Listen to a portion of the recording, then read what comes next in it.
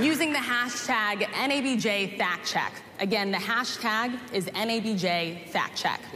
We have a lot to get to, and we do not want to waste any time, so let's bring out the former president of the United States, the Republican nominee for president, former President Donald Trump.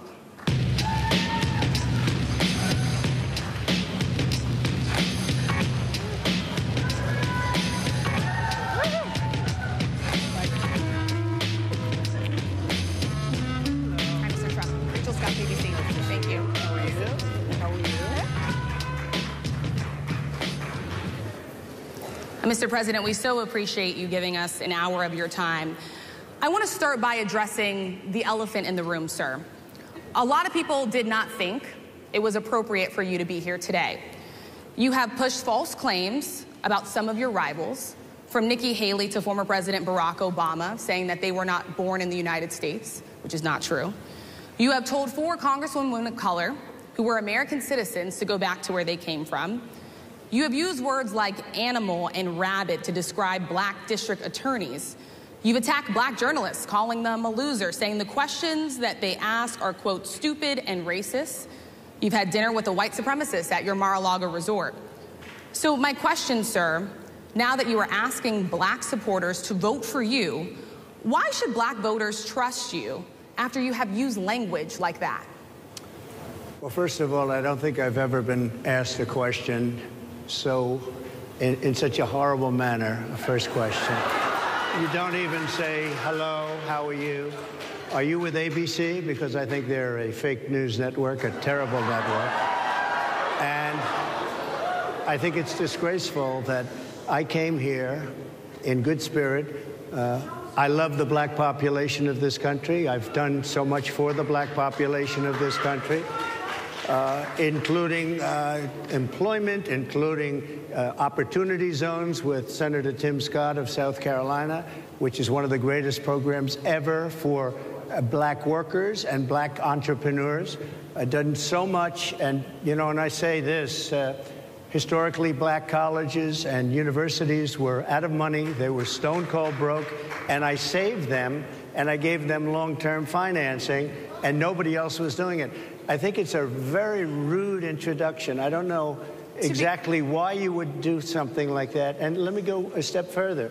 I was invited here, and I was told my opponent, whether it was Biden or Kamala, I was told my opponent was going to be here.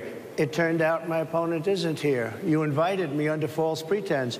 And then you said you can't do it with Zoom. Well, you know, where's Zoom? She's going to do it with Zoom, and she's not coming. And then you were half an hour late. Just so we understand, I have too much respect for you to be late. They couldn't get their equipment working or something was wrong. Mr. President, I would love if you can answer the question on your rhetoric and why you believe I have answered the question. Trust you with another 4 I have years. been the best president for the black population since Abraham Lincoln. That's my answer. Better than President Johnson, who signed the Voting Rights Act? And for you to start off a question and answer period, especially when you're 35 minutes late because you couldn't get your equipment to work, in such a hostile manner, I think it's a disgrace. Let me just ask a follow-up, sir, and then we'll move on to other questions here.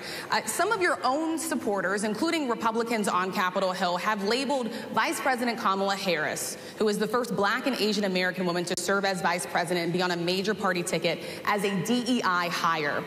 Is that acceptable language to you? And will you tell those Republicans and those supporters to stop it? How do you define DEI? Go ahead.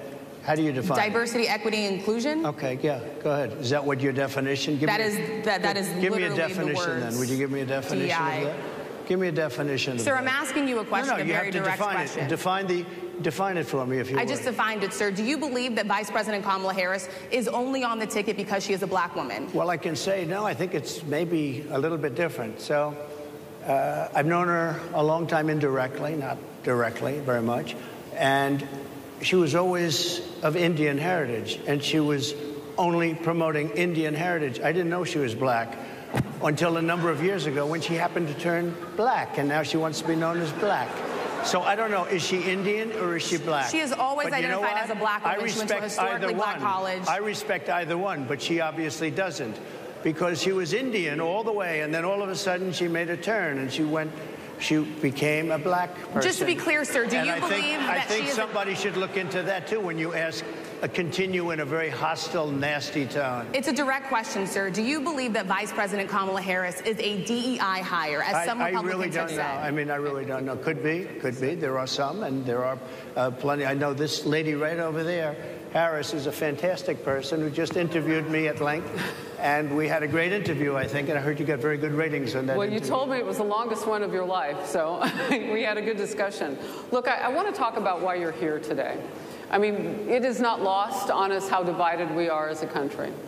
And as you were coming today, we really got to see that we were divided along the lines of race, along the lines of gender. And there is this question of, in this moment where we are, why come here? What is your message today? My message is to stop people from invading our country that are taking, frankly, a lot of problems with it. But one of the big problems, and a lot of the journalists in this room I know and I have great respect for, a lot of the journalists in this room are black. I will tell you that coming from the border are millions and millions of people that happen to be taking black jobs. You had the best. What exactly is a black job, sir? A black job is anybody that has a job. That's what it is. Anybody that has a job. All right. And Mr. President, they're taking the employment away from black people. They're coming in, and they're invading. It's an invasion of millions of people, probably 15, 16, 17 million people. I have a feeling it's much more than that. And everybody's been seeing what's happened. The first group of people, the black population, is affected most by that, and Kamala is allowing it to happen. She's the border czar. She's the worst border czar in the history of the world. There's never been a border czar like this. She's never even essentially been. She said she was there once, but not the right part of the border. So she was a border czar. She's done a horrible job. These people are coming into our country, and they're taking black jobs and Hispanic jobs, and frankly, they're taking union jobs. Unions are being very badly affected by all of the millions of people that are pouring into our country. And one thing, as we discussed, many of these people are coming in from mental institutions, from prisons, from jails. They're gang members in other countries. Other countries are setting loose their prisoners. They're opening up their prisons and their mental institutions, and they're taking their bad people, drug dealers, gang members, and they're bringing them into the United States. And by the way, their crime rate is going down, and our crime rate is going to be a disaster. Mr. President, I want to get into how you address some of the issues with black communities. And I say that plural because we live in communities of color that are different. We're not all the same. We don't vote the same. We don't think the same. It's not monolithic. So as you come here today, I want to talk about something that bursts. And this is the weight of the inflation on this country right now. The nonprofit Money Management International recently released data from its mid-year analysis that we have found a 52% rise in people who are seeking counseling for being in credit debt. They're paying for food that is sky high on their credit cards, and now they can't pay that off. The credit counseling nonprofit MMI, as I said, is saying now that they've seen surges that they haven't seen since we were in a pandemic of people in financial trouble. Much of that falls on the shoulders of single moms, single black moms, when you look statistically. How do you turn it around? What's your plan for the black community when it comes to money? So, first of all, it's very hard to hear you for whatever reason because of the fact that they have bad equipment, because I guess, this woman was unable to get the right equipment. But it's very hard for me to hear you, but I can hear every other word. It's very difficult, actually. But so I don't know if they can fix it or do something with it, but I'll do the best I can with it.